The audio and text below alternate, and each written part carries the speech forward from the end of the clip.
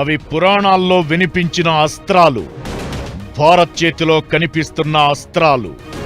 భారత్ చేతిలో బ్రహ్మాస్త్రంలా బ్రహ్మోస్. శత్రువులకు చుక్కలు చూపించే భార్గవాస్త్రం.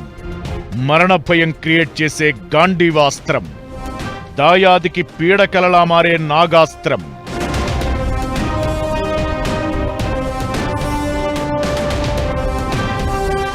బ్రహ్మోస్ ఇది ఇండియన్ బ్రహ్మాస్త్ర.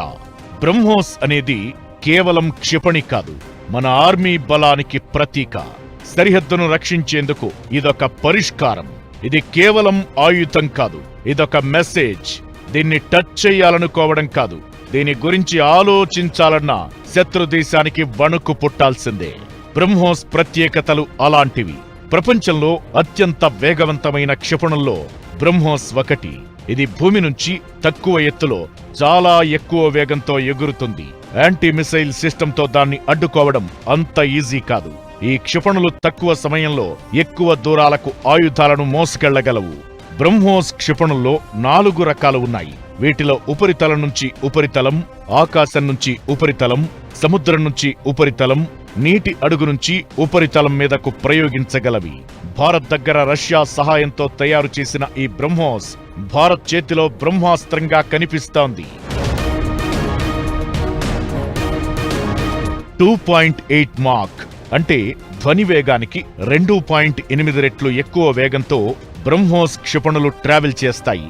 అంటే సెకనుకు సుమారు 900 మీటర్లు ప్రయాణిస్తాయి. ఈ క్షిపణి రేంజ్ 300 నుంచి 800 కిలోమీటర్లు. 300 కిలోగ్రాముల యుద్ధ సామాగ్రిని ఇవి మోసుకెళ్తాయి. భారత్కు చెందిన డిఆర్డీఓ, రష్యాకు చెందిన NPOM joint venture BrahMos aerospace BrahMos క్షిపణులను అభివృద్ధి చేస్తోంది. బ్రహ్మోస్ క్షిపణి పేరును బ్రహ్మపుత్ర, మోస్క్వా నదుల కలయికతో పెట్టారు.